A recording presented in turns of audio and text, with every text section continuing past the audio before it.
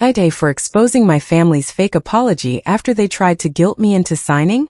I'm Aurora, 42, and for most of my adult life, I was the daughter everyone called when something was overdue, broken, expensive, or embarrassing. My mother, Sylvia, called me the practical one. My father, Martin, called me steady. My older sister, Celeste, was always described as sensitive, creative, overwhelmed, or going through a difficult season.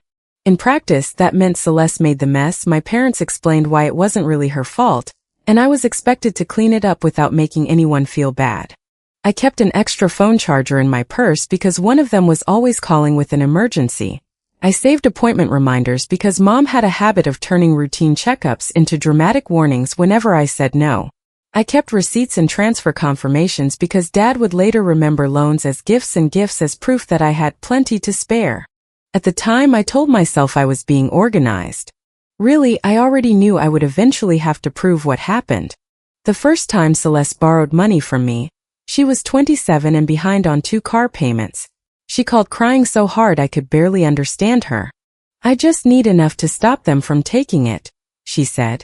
"I'll pay you back next month." I sent the money before lunch. The next month became the next season. When I asked about repayment, Mom called. "Your sister is humiliated," she said. "Why would you bring this up when she's already struggling?" I remember standing in my kitchen with the phone pressed to my ear, looking at a grocery list I had shortened because I was trying to rebuild the savings I had just handed over. "I'm not humiliating her," I said. "I'm asking about the agreement we made. A sister shouldn't turn help into a contract." That became the pattern. Celeste missed rent once, then twice. She signed up for things she couldn't afford, ignored bills until late fees stacked up, and treated every deadline like an ambush. She would call our parents. Our parents would call me. If I hesitated, Mom cried. If I said no, Dad said he only wanted peace. His peace always had a price, and I was always the one expected to pay it. Sometimes the cost was money. Sometimes it was time. I picked Mom up from appointments Celeste had promised to handle. I sat with Dad during a minor procedure because Celeste had forgotten what day it was. I spent weekends helping them sort insurance letters, repair estimates, and tax notices. Celeste arrived late with coffee, hugged everyone, and said she wished she could do more. Then she went home while I stayed to finish. I enabled it. I know that now. I thought being calm and reliable would eventually earn me some basic fairness. I thought if I never raised my voice, never embarrassed anyone, and always had the receipts, they would one day admit that I wasn't cold. I was tired. Instead, my silence gave Celeste room to tell the family whatever version made her look best. If I refused to lend her money, I was controlling. If I asked for repayment, I was obsessed with money. If I corrected a lie, I was trying to make her look bad. If I stopped answering, I was abandoning our elderly parents. The final break happened almost a year before my parents came to my door. Celeste had called me late on a Thursday evening and asked for what she described as a temporary bridge loan. She was speaking quickly, which usually meant she had waited until the last possible minute. "How much?" I asked. There was a pause. $28,000. I actually looked at my phone to make sure I had heard correctly. "For what?" "It's complicated." "Then explain it." She sighed like I was being difficult. There are several things tied together. I made a few decisions based on money that was supposed to come in, and it didn't. That's not an explanation. I knew you'd do this. Do what? Make me perform my pain for you. That sentence sounded like something she had practiced. Celeste loved therapy language as long as it could be used to prevent anyone from questioning her. "I'm asking what the money is for," I said. "That is a normal question. You always need to be the responsible one." "No. I need to know why you're asking me for $28,000. Her voice hardened. "Forget it." 10 minutes later, Mom called. Celeste had already told her that I mocked her during a crisis. I tried to explain. Mom interrupted me 3 times. "She is scared," she said. "You don't interrogate someone who is scared. If she wants $28,000, I'm going to ask questions. I carried you, Aurora. I raised you. And now I have to beg you to care about your own sister." That was Mom's favorite move. Any boundary I set in the present became evidence that I had forgotten everything she had ever done for me. Dad called the next morning. "Just help us get through this one thing," he said. "What is the thing?" Celeste got behind. Behind on what? It doesn't matter. It matters if I'm paying for it. He went quiet, then said, "Your mother doesn't need another fight." I asked him why every family conflict ended with me being told to surrender before I was allowed to know the facts. He said I was making it bigger than it needed to be.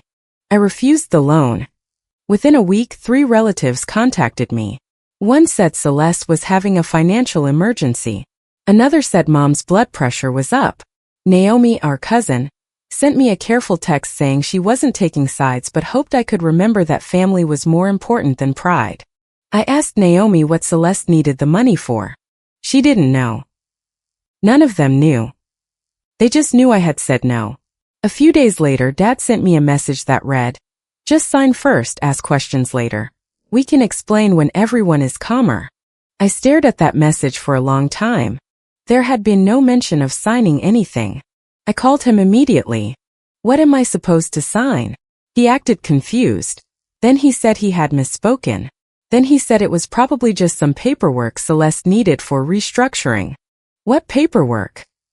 I don't have it in front of me. Does it involve my name? Aurora, don't start. That was the moment something in me finally changed. Not dramatically. I didn't scream. I didn't threaten anyone. I just stopped arguing. I told him, "Do not put my name on anything. Do not give anyone my financial information. I am not agreeing to sign, guarantee, co-sign, witness, or support anything connected to Celeste." He said I was being paranoid. I told him to put whatever they wanted from me in writing. Nobody did. Instead, the pressure got uglier. Mom left a voicemail that started softly. "I miss you," she said. I don't know when our family became so formal. Halfway through, her voice changed. "You have always kept score.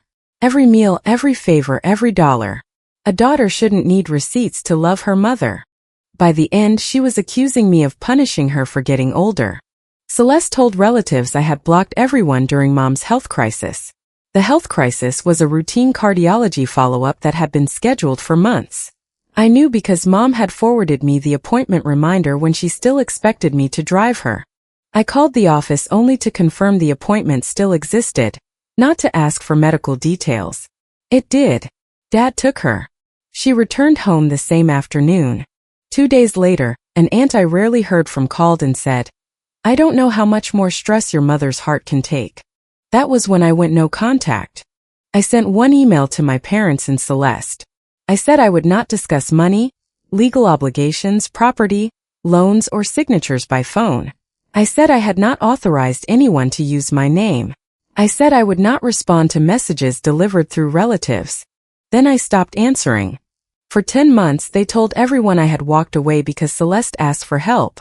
That was the neat version. It made me sound vindictive and made them sound confused. The truth was that I walked away because they would not tell me what they wanted me to sign. The morning they came to my door, I was making coffee. The kettle had just clicked off when my phone buzzed against the kitchen counter. The doorbell camera notification showed 2 people standing under the porch light. Mom held her purse against her stomach with both hands. The metal clasp caught the light whenever she shifted. Dad stood half a step behind her, looking toward the driveway instead of the door. For a second, I simply stared. 10 months of silence, and there they were. Mom pressed the bell again. "Aurora," she called. "We're not here to fight. We just want our daughter back." I didn't move toward the door. I opened the camera feed and turned up the volume. Dad whispered, "She's probably checking." Then I heard Celeste. She was close, just outside the camera's frame near the porch steps. "Don't both talk at once," she said. "Mom, wait a little before you mention the chest pains. Let her think this is just an apology first." My hand tightened around the edge of the counter. Dad murmured something I couldn't make out. Celeste answered, "Use blood. Say she can't turn away from blood. Don't say family loyalty because she'll get defensive." Mom said, "What if she shuts the door?" "She won't if you look weak." There was a pause. I could hear a car passing somewhere beyond the house. Then Celeste said the line that erased every remaining doubt. Don't mention the signature until she starts feeling sorry for Mom. We need her calm before dinner. I saved the clip immediately. For 10 months, part of me had wondered whether I had been too harsh. That is what happens when people repeat the same accusation long enough. Even when you know the facts, you begin testing yourself against their version. Maybe I had been too suspicious. Maybe Dad really had misspoken. Maybe Celeste had only wanted a small favor. Hearing her coach our parents on how to use Mom's health to soften me ended that uncertainty. I felt hurt, but underneath the hurt was something colder and steadier. Clarity. Mom rang the bell a third time.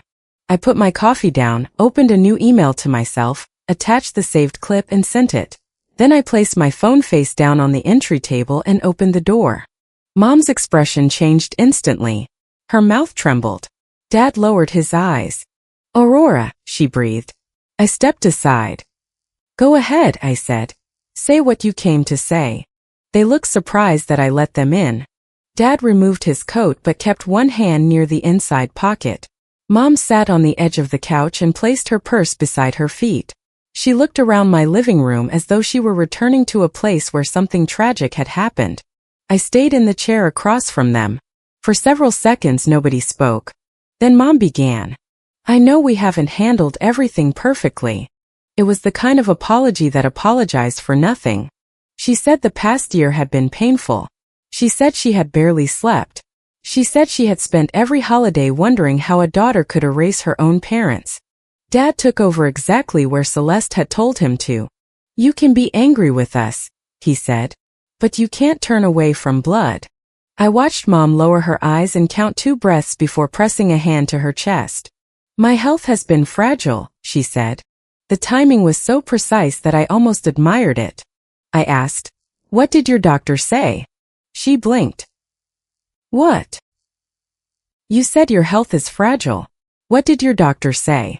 "This isn't about medical details. Do you need me to call 911? Her hand dropped slightly. "No. I can drive you to urgent care." "I don't need urgent care," she said, irritated now. "I need my daughter to stop treating me like a stranger." Dad leaned forward. "Your mother hasn't been herself since you walked away." That was another phrase from the porch. I let them continue. Mom cried without producing many tears. Dad said he wanted the family back together.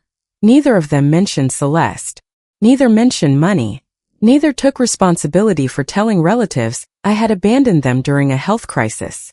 When they finally stopped, Mom reached for a tissue from her purse. I asked, "Are you done? Or do you want to try the version Celeste rehearsed with you outside?" The room went completely still. Mom froze with the tissue halfway to her face. Dad's eyes moved toward the front window. "What are you talking about?" he asked. I picked up my phone. Before I could play anything, someone knocked. Not the bell. A quick, light knock. Celeste. She stood outside wearing a concerned expression that vanished the second she saw my face. "Oh," she said. "You let them in." I opened the door wider. Interesting timing. I was nearby. "You were on my porch." I didn't want to interfere. I just wanted Mom and Dad to have support. "From behind the camera?" She looked past me at our parents. Mom said, "Aurora is misunderstanding." Celeste stepped inside without being invited. I knew this would happen. You always assume the worst. I closed the door. "Your car is parked down the block," I said. "You coached them from the steps." "I heard you." Her expression barely changed, but her shoulders pulled back. "I helped them organize their thoughts. They were nervous. You told Mom when to mention chest pains. I was trying to protect her from your reaction.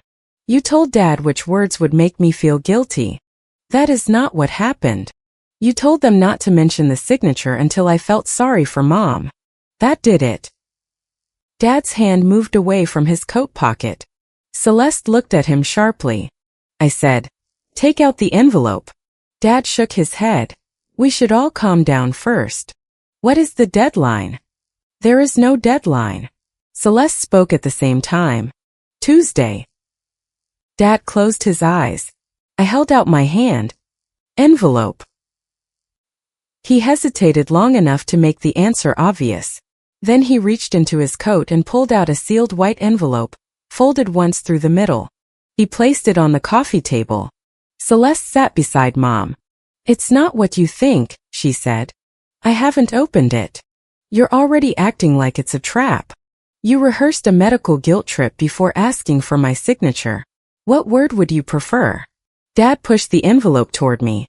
I opened it carefully. The paperwork was dense, but the important part was clear. My signature would make me financially responsible if Celeste failed to meet the payment terms. It wasn't a harmless witness line. It wasn't permission to review options. It was a guarantee. I read the amount twice. It was more than the $28,000 she had asked me for. There were fees, additional obligations, and language connecting the agreement to an existing debt. I looked at Celeste. "How long has my name been attached to this?" "It isn't attached yet," she said. "My name is printed on the form." "That's because you're the proposed guarantor." "Proposed by whom?" She folded her arms. "It was a preliminary application." "Did you tell them I agreed?" "I told them you had helped family before." "That isn't what I asked." Mom interrupted. "Why do you have to make every conversation sound like a courtroom?" "Because you brought legal paperwork into my house and hid it until after a rehearsed apology." "It is just a formality," Celeste said. "Then you sign it." "I'm already the primary borrower." "Then handle your debt." Her voice sharpened. "You don't understand the situation. You had 10 months to explain it in writing. I was afraid you'd twist it." I looked down at the papers again. "What exactly did you tell the lender?" She didn't answer. Dad said, "Once you sign, we can all calm down and figure out the rest." I almost laughed, not because anything was funny, but because it was the same message he had sent months earlier. Sign first. Ask questions later. I placed the papers back on the table. "No." Mom's breathing changed immediately. "You haven't even heard everything." "I've heard enough to know I'm not signing." She pressed her hand to her chest again. "I don't know how much more stress my heart can take." I picked up my phone. "What are you doing?" "Calling 911. She reached out. "Don't be ridiculous. You said your heart can't take the stress." "It's an expression." "Then stop using it as a threat." Her face hardened. "So you're going to make your mother sick over money?" "No. I'm refusing to become responsible for Celeste's debt." Celeste leaned forward. "This is exactly why nobody can talk to you. You strip all emotion out of everything so you can feel superior." "I'm not arguing with a performance. I already saw the rehearsal." "Recording family is not normal, Aurora. It's a doorbell camera. You saved it." "Yes." "That is sick." "No. What's sick is using Mom's medical history as a timing cue." Dad stood. "That's enough." I remained seated. "No, it isn't. I want to know why my name was already used." Celeste stood too. "It was a misunderstanding, and you're making it criminal." "I didn't say criminal. You're implying it." "I'm asking whether you told a lender I agreed to guarantee your debt." She looked at Mom. Mom looked at Dad. Dad looked at the carpet. That silence answered more than any confession would have. I went to the entry table, picked up my phone, and opened an email I had received 2 weeks earlier. At the time, I had assumed it was spam because it referred to a financing inquiry I didn't recognize. I had archived it instead of deleting it. Now the company name matched the paperwork on my coffee table. The email thanked me for my interest and said additional verification would be required before final approval. I held the screen toward Celeste. "Why did I get this?" Her face changed. Only for a second, but I saw it. She had not expected me to have it. "It's automated," she said. "Automated because someone entered my name and email." I was exploring options. With my identity. I didn't submit anything final. "You represented me as willing." I said you might be willing. "Did you say I had verbally agreed?" No answer. I opened a voicemail from Mom that I had saved months earlier. It was one I hadn't thought much about at the time because it was buried in a long message about forgiveness. Near the end she had said, "Celeste may have spoken too confidently about what you would do, But she was scared. Please be gracious. I played that sentence. Mom's face drained of color. You kept that. You left it. A daughter shouldn't archive her mother's private words. A mother shouldn't leave evidence that she knew her daughter's name was being used without permission. Dad said. Nobody was trying to hurt you. Then explain the plan. What plan? The plan on my porch. Apologize. Mention Mom's chest. Hide the paperwork. Wait until I feel guilty. Get my signature before dinner. Celeste shook her head. You're twisting a conversation.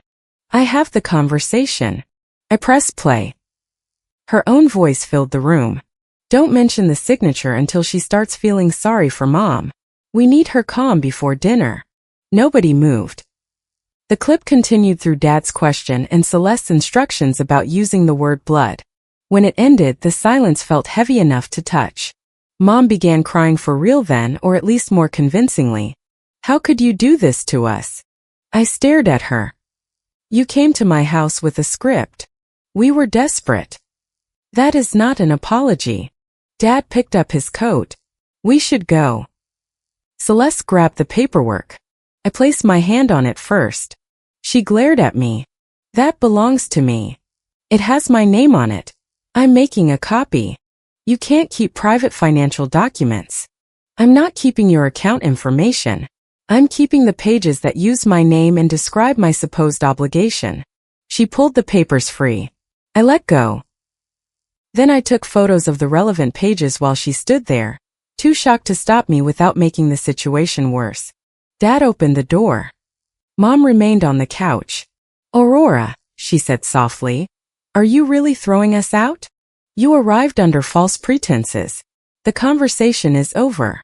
I am still your mother. And I'm still the daughter you tried to corner into debt. Celeste helped her stand. At the doorway, Dad turned back. I only want the family back together, I said. Then stop asking me to fund the lie that this family only breaks when I say no. He looked as if I had slapped him. I hadn't raised my voice once. They left. From the front window, I watched Celeste walk Mom and Dad down the sidewalk toward her car. Mom stopped twice and looked back at the house. Celeste kept one hand on her elbow while speaking rapidly. My phone started ringing before they reached the corner. I let it ring. Then I went to the kitchen and poured the coffee I had forgotten about down the sink because it had gone cold. My hands were shaking. Being strategic did not mean I felt nothing. It meant I refused to give them the reaction they had prepared for. I emailed the doorbell clip, the photos, the suspicious lender message, Dad's sign first text, and Mom's voicemail to myself. I wrote a short timeline in the body of the email while everything was fresh. Then I called the financing company using the public number listed on its official correspondence.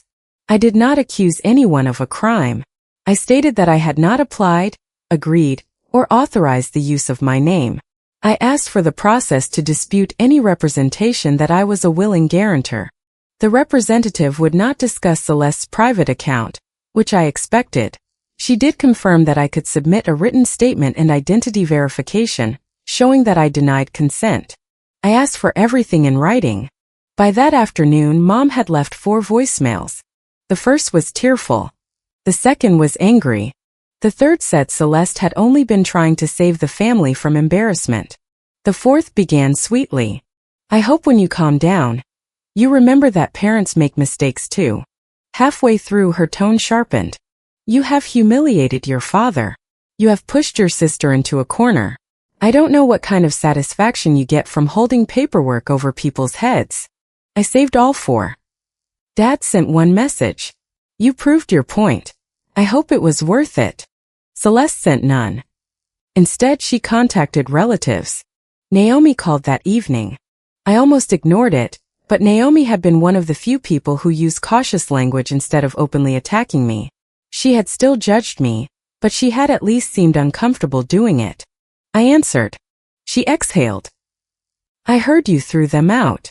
I ended a meeting they arranged under false pretenses. She said your mom was having chest pain. I offered to call 911. Mom refused because she wasn't having an emergency. There was a pause. Naomi said, Celeste told me your parents went there to apologize. They did. From a script Celeste rehearsed with them outside. What? I have the recording. Naomi was quiet. Then she said, I thought you were just refusing to talk to them. I was refusing to discuss money unless they put it in writing. I didn't know there was paperwork. That is because Celeste didn't tell you. Naomi hesitated. She says it's just a family form. It would make me responsible for her debt. Another pause. I could hear dishes in the background and someone closing a cabinet. Naomi finally said, Why would your parents agree to hide that? Do you want the story or do you want the proof? What does that mean? It means I'm done defending myself against summaries. I have the footage, the voicemail, the text, and the email. I'm not asking you to believe me because I sound upset. She said she wanted to see it. I told her I would not send the financial pages around casually, but I would show her what involved me. She said Aunt June had been pushing for a family dinner on Sunday because everyone was tired of the conflict. I almost refused. The old version of me would have gone just to keep people from calling me difficult. The newer version had no interest in walking into an ambush. But this time I had a reason to attend. Not to win everyone back. Not to force apologies. I wanted the people Celeste had recruited to hear the version she had never expected them to hear. Her own. I told Naomi I would come if June agreed to 3 conditions. Nobody would take my phone. Nobody would shout over the recording. And the conversation would stay focused on the signature and the lies surrounding it. Naomi said, That sounds intense. So is using someone's name on financial paperwork. She agreed to speak with June. The next few days were quieter than I expected. I printed only what I needed. The doorbell transcript. Dad's text saying, Just sign first, ask questions later. The lender email. The relevant line from Mom's voicemail. Transfer confirmations from several past one-time emergencies. With my account numbers blacked out. I didn't bring every payment I had ever made. That would have turned the evening into an argument about old totals. I chose enough to establish the pattern. Celeste got into trouble, my parents pressured me, I paid, and later everyone pretended it had been voluntary. I put the pages in a plain mailing envelope. No dramatic binder. No color-coded tabs. No speech written in advance. I also sent a written notice to the financing company.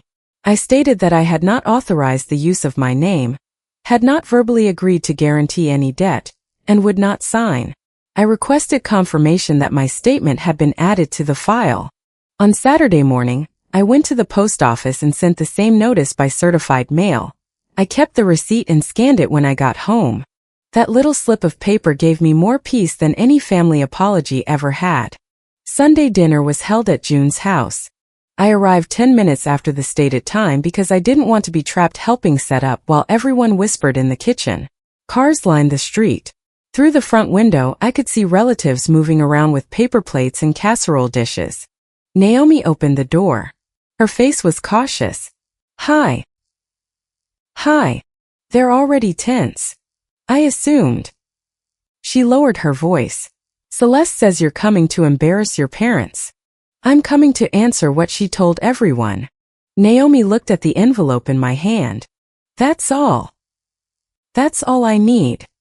Inside, people were sitting wherever they could fit. June had added folding chairs near the dining table. Someone had brought baked pasta. Someone else had brought salad in a plastic bowl with a lid that kept popping loose. 2 cousins stopped talking when I walked in. Mom sat on the couch with Celeste close beside her. Dad stood near the dining room doorway holding a paper cup. Nobody greeted me warmly. That was fine. I wasn't there for warmth. June came out of the kitchen wiping her hands on a dish towel. Food first, she said. Then talking. It was a very June decision. She believed most people behaved better if they had eaten. Dinner was stiff. Forks scraped against paper plates. Conversations began and died. An uncle asked Dad about his car, then immediately regretted it because Dad answered with one word. Celeste barely ate. She kept leaning toward Mom and whispering. I noticed Naomi watching them. After the plates were cleared, June sat at the end of the table. All right, she said. Everybody wanted this. So we are going to do it without screaming. Celeste spoke before anyone else could. I want to say something. June nodded once. Celeste stood beside Mom's chair. She had dressed carefully, as if she were making a presentation. Her voice was soft and controlled. This family has spent almost a year walking on eggshells because Aurora refuses to process old resentment in a healthy way. I said nothing. She continued. Our parents went to her home to apologize. Instead of accepting that vulnerable moment, she recorded them, interrogated them, and threw them out while Mom was having chest pain. A cousin murmured, "That's awful." Celeste looked around the room. Normal people don't treat their own family like suspects. Normal people don't save private voicemails and build cases against their parents. This isn't about money. It's about punishment. Mom dabbed her eyes. Dad stared into his cup. Celeste turned toward me. You've always needed everyone to see you as the responsible one. Maybe ask yourself why. I waited until she sat down. Then I said, Are you finished? She gave a small wounded laugh. See? No emotion. June looked at me. Your turn. I placed the envelope on the table. Before I play anything, I want to ask 3 questions. Celeste said, This is not a deposition. June held up one hand. Let her speak. I looked at Dad. Did you bring loan paperwork to my house? His jaw tightened. Yes. Did it require my signature? Yes. Would signing make me responsible if Celeste failed to pay? He looked at Celeste. I said, Dad. Yes. The room shifted. A few relatives glanced at each other. I turned to Mom. Did you know the paperwork was in Dad's coat? She said. I knew there were documents. Did you know they involved my financial responsibility? I don't understand those things. Did you know Celeste wanted you to delay mentioning them? Mom's eyes filled. I was trying to get my daughter speaking again. That wasn't my question. Celeste cut in. This is what she does. She corners people with wording. June said, Answer it, Sylvia. Mom looked down. Yes. Naomi leaned back in her chair. I turned to Celeste. Did you enter my name and email in connection with the financing application? It was preliminary. That means yes. It means I was exploring options. Did I authorize it? You had helped before. Did I authorize it? No. The word landed quietly. Someone near the kitchen whispered. Oh. Celeste raised her voice. But I never forged anything. I never signed her name. I thought she would help once she understood. I said, You told the lender I had verbally agreed. That is not what I said. I opened my phone. Then let's start with the porch. Celeste stood. I do not consent to you playing a private conversation. You held the conversation outside my front door, next to my doorbell camera, while preparing to manipulate me into a legal obligation. This is exactly the humiliation I was talking about. June looked at her. Sit down. Celeste stared at June as if she had never heard that tone from her before. Then she sat. I placed my phone on the table and turned on the speaker. The room filled with the sound of my porch. Dad's low voice. Mom asking what would happen if I shut the door. Then Celeste, unmistakable. Don't both talk at once. Mom, wait a little before you mention the chest pains. Let her think this is just an apology first. Nobody moved. The recording continued. Use blood. Say she can't turn away from blood. Celeste's face had gone pale. Then the final line played. Don't mention the signature until she starts feeling sorry for Mom. We need her calm before dinner. I stopped the clip. The silence afterward was so complete that I heard someone in the kitchen set a fork down on a plate. Celeste recovered first. That is taken out of context. June asked, Is anything in that recording fake? Celeste blinked. You don't understand what was happening. That wasn't my question. Celeste looked at Mom. Mom looked away. June asked again. Is anything in that recording fake? No, Celeste said. But. June turned to Mom and Dad. Did she alter your voices? Dad said. No. Did she make Celeste say those things? No. Then what context makes it acceptable? Dad rubbed his forehead. We were trying to keep Aurora from overreacting. I said, I did not overreact. I asked what you wanted me to sign. Celeste leaned forward. You've been waiting for this. You wanted a public trial. No. You made it public when you told the family I threw Mom out during a medical emergency. Mom said, I was under stress. I offered to call 911. You said you didn't need help. That isn't the point.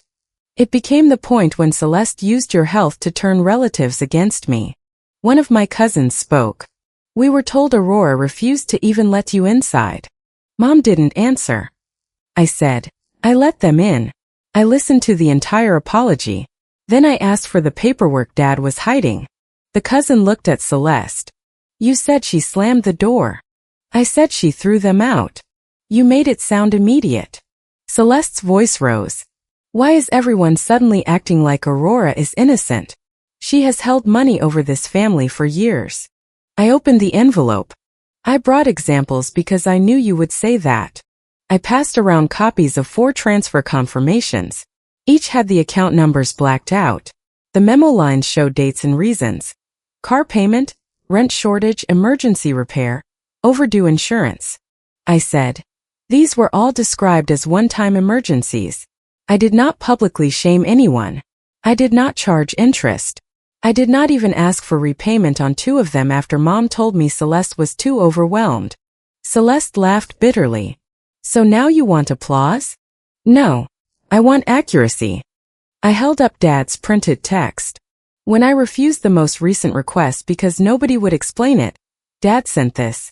Just sign first, ask questions later. At that point, nobody had admitted there was anything to sign. Dad said, it was a bad choice of words. Then why did the paperwork appear 10 months later? He had no answer. I played the relevant part of Mom's voicemail. Celeste may have spoken too confidently about what you would do, but she was scared. Please be gracious. Mom covered her face. I stopped the recording. You knew she had represented me as willing, I said. You didn't warn me. You asked me to be gracious. Mom lowered her hands. I was trying to keep her from losing everything. So you were willing to make me responsible instead. You could afford to help. Several people shifted uncomfortably. There it was. Not denial. Entitlement. I said, my ability to survive the cost does not create your right to assign it to me. Celeste stood again. You act like I wanted to ruin you. I needed a guarantor. I thought you would understand once you saw the whole picture. You never showed me the whole picture. Because you had already decided I was irresponsible. You asked for $28,000 and refused to say why. I was ashamed. Shame does not give you permission to use my name. She turned to the room. She loves this. She loves being able to prove everyone wrong. I looked at her. No. I'm tired. That quieted the room more than yelling would have. I am tired of being called cold because I ask what I'm signing. I am tired of being told Mom's health is my responsibility whenever I say no. I am tired of Dad calling surrender peace. And I am tired of you telling people I abandoned the family when what I actually did was refuse to guarantee a debt you hid from me. Dad finally looked up. You are breaking this family over paperwork. No, I said. I'm refusing to keep funding the lie that this family only breaks when I say no. He opened his mouth then closed it. June turned to Celeste. What is the deadline? Celeste looked furious. That's private. You made Aurora's refusal everyone's business. What is the deadline? Tuesday. What happens Tuesday? The current offer expires. And if Aurora does not sign? I have to renegotiate. Or. Celeste's eyes flicked toward the floor. Or sell some things. Nobody spoke. June asked, what things? My second car. Some equipment. Maybe cancel a trip. A cousin at the end of the table actually put down his drink. You told us you were about to lose your home. I said I could lose everything. You were asking Aurora to guarantee your debt, so you wouldn't have to sell a second car? It is not that simple. Naomi spoke for the first time since the recording. It never is with you. Celeste stared at her. Naomi continued, her voice careful. You told me Aurora cut everyone off because you asked for a temporary loan. You did not tell me you used her name in an application. You did not tell me her signature would make her responsible.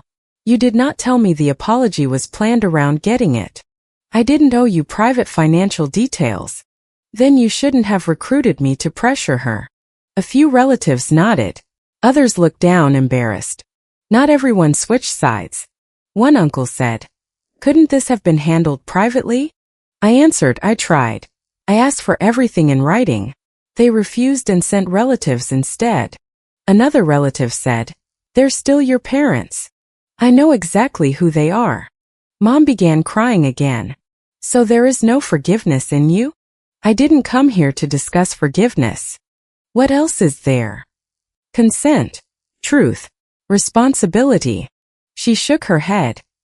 Families are not businesses. No, but a loan guarantee is. Celeste pushed her chair back. This is disgusting. She grabbed her purse. June said, "Sit down long enough to answer one more question." Celeste stopped. June held up the copy of the lender email. Did Aurora agree to this in writing? No. Did she agree by phone? Celeste said nothing. June asked, did she agree at all? No. Then why was her name used? Celeste's face tightened. I thought she would eventually do the right thing. I said, "You mean what was right for you?" She walked out. The front door shut hard enough to rattle the glass. Mom stood as if to follow, but June told her to sit. For the first time that evening, Mom looked less fragile than angry. You have all turned against her. June said, "No. We asked what happened." Dad muttered, "This is exactly why I hate family meetings." June looked at him.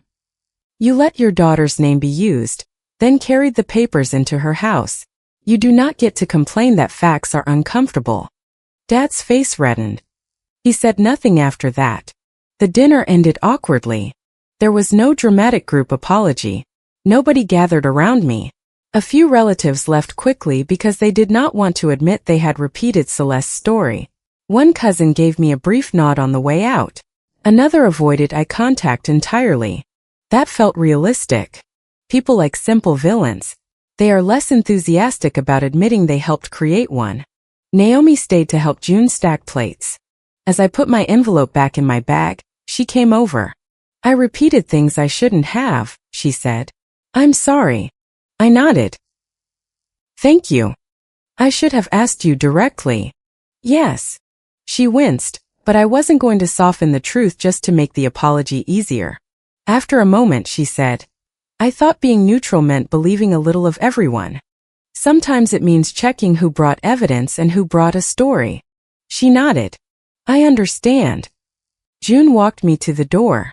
I should have asked questions sooner too, she said. You were trying to avoid drama. That usually means letting the loudest person choose the truth. I looked back toward the dining room. Mom and Dad were still sitting at the table, speaking in low voices. June said, You don't owe forgiveness to people who only apologize when they need paperwork. Then she hugged me once and let me leave. The next morning, Naomi sent a short text. I'm sorry I helped pressure you. I won't do it again. That was all. It meant more than a speech would have. The financing company confirmed receipt of my written dispute 2 days later. They stated that my name would not be accepted as a guarantor without direct verification and signed authorization. I saved that email. Then I sent one message to my parents and Celeste. From now on, anything involving money, property, debt, signatures, or legal responsibility must be sent to me in writing. I do not authorize anyone to use my name, contact information, financial information, or prior family assistance as evidence of consent. I will not sign or guarantee Celeste's debt. Do not come to my home unannounced. Celeste replied within minutes. You got what you wanted. Everyone thinks I'm a monster. I wrote back. Everyone heard your own words. She called me cruel. I did not respond. Mom left 2 voicemails that week. They were noticeably less theatrical than before. In the first, she said she hoped I was satisfied. In the second, she said family should not need legal language. I did not call back. Dad sent one stiff message. I hope you're proud of how you handled this. I answered only because the message mentioned the dispute. I am proud that I protected myself. Do not contact me about Celeste's debt again. He never replied. Celeste did not get my signature. She had to contact the lender herself and explain why the proposed guarantor denied ever agreeing. I do not know every detail of what happened after that, and I do not need to.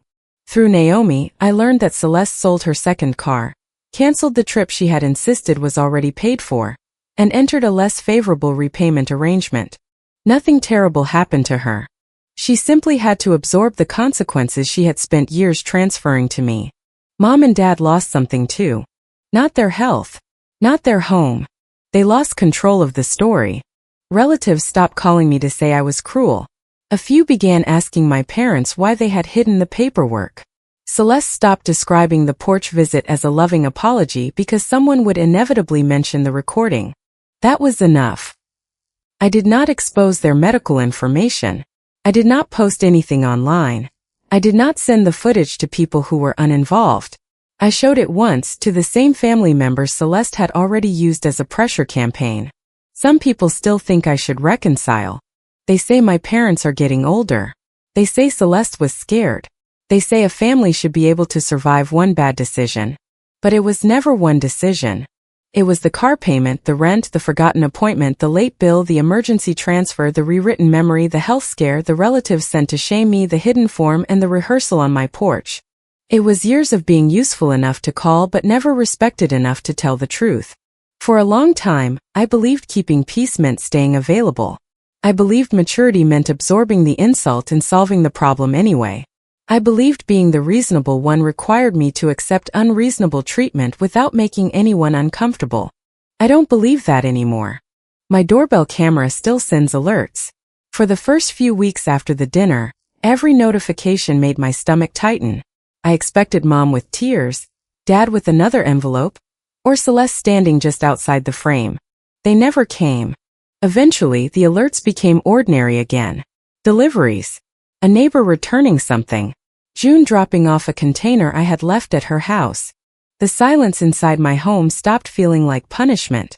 Felt like mine. They came to rehearse my guilt. They left with their own voices telling the truth. If you liked it, don't forget to leave a comment and support the channel by subscribing. See you in the upcoming stories.